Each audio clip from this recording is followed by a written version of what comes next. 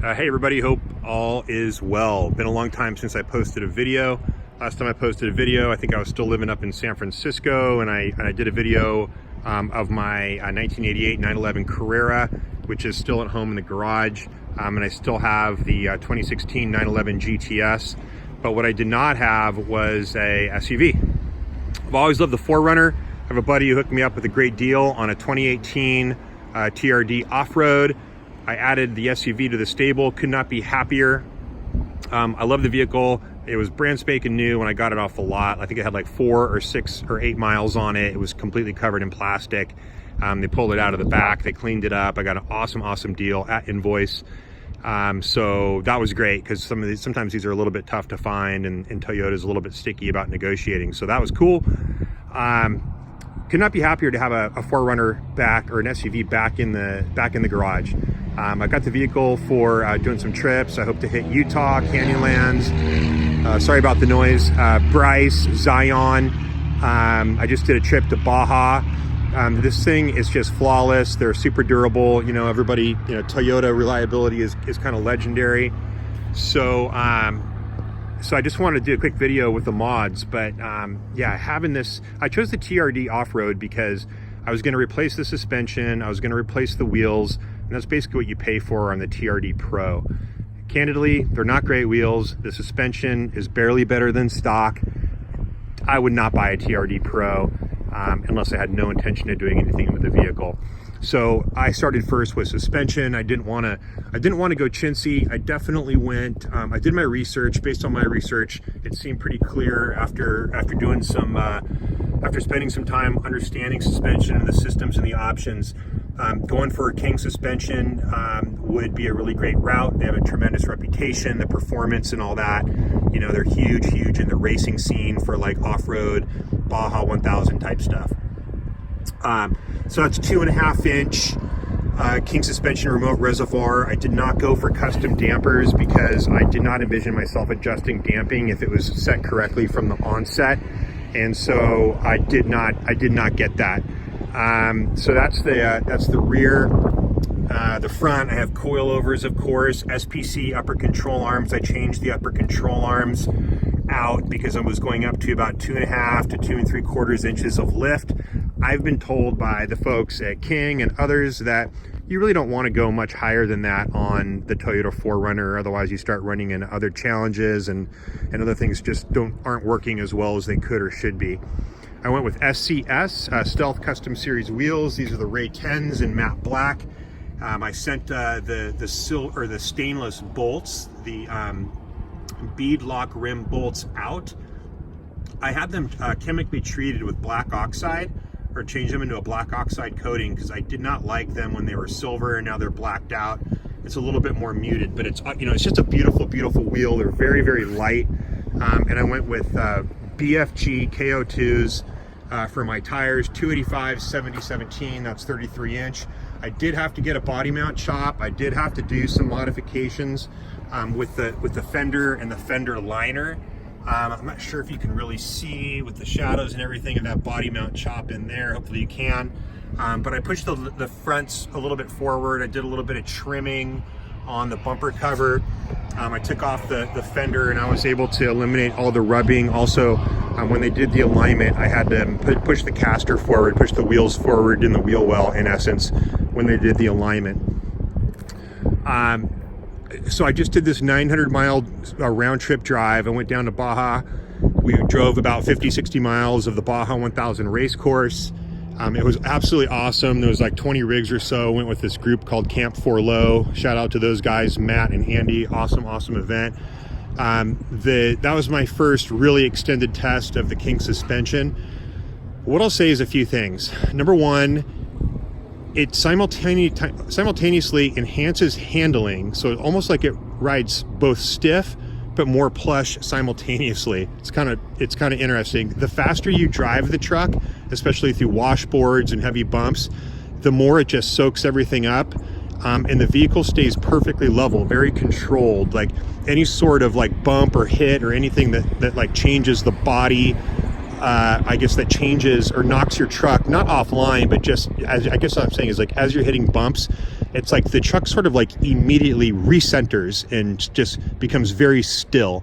So you'll hit bump after bump after bump at speed, and it's just, I guess the truck overall, the attitude of the truck, the handling, it's just totally unshaken. It, like, if you hit a big dip, the truck immediately just relevels. It doesn't wallow, it doesn't bounce, it doesn't bob up and then down. It just, boom, it just comes right back to center right away. So it's a very composed, confidence-inspiring ride from the King suspension. The valving was clearly very, very good out of the factory. I couldn't ask for anything else. The other thing that's really noteworthy, particularly on highway driving, is if you hit the brakes hard in a stock 4Runner, I think you all know if you have a 4Runner, the front end will really, really dip.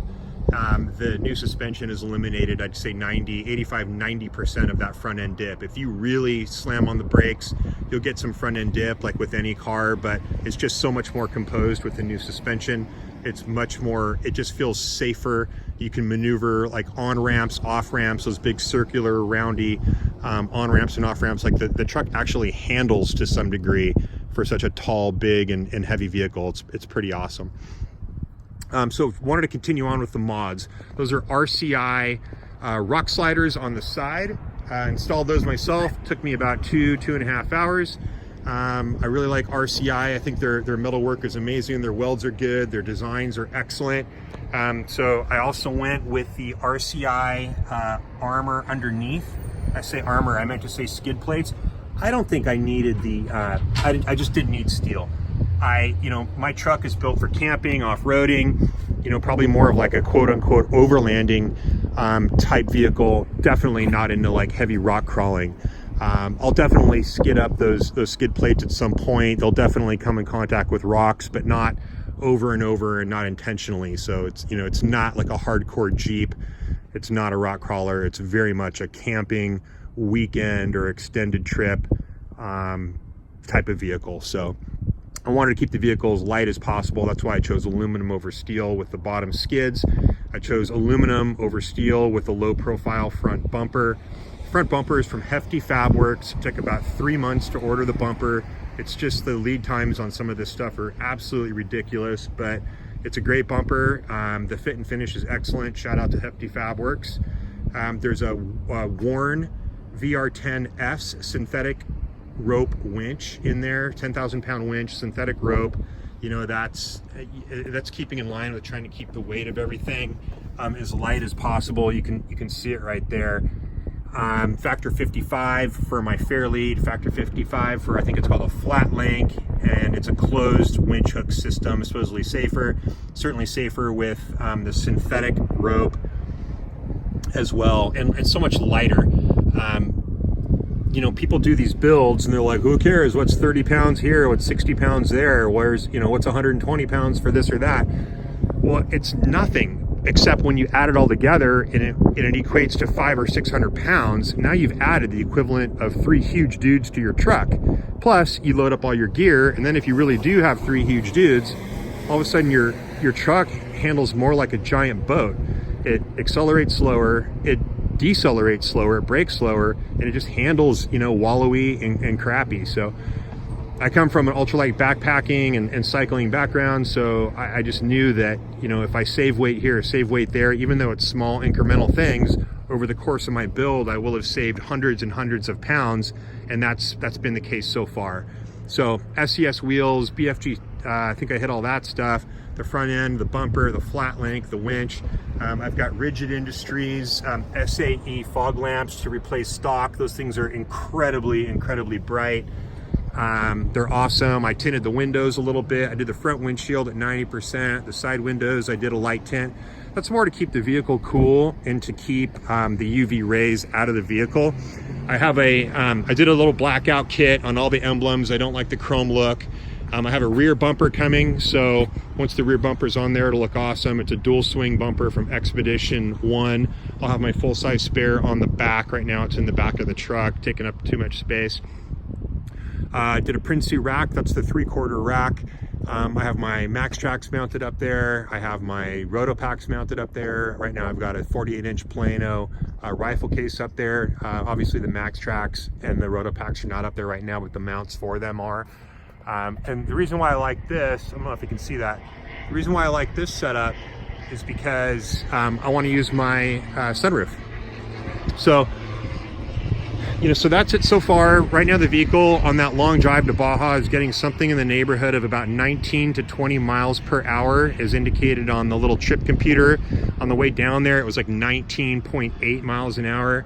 On the way back, it was like 17.9. So, you know, I'm really, really impressed with the MPG. You know, Toyota reliability, you cannot go wrong with. But those are the mods so far. Hope you like the truck. Happy to answer any questions. I learned a ton from watching videos and YouTube, and so hopefully this is giving back a little bit. And you guys can let me know if there's anything I can answer for you, if I can help out. Otherwise, safe wheeling. Take it easy. Peace.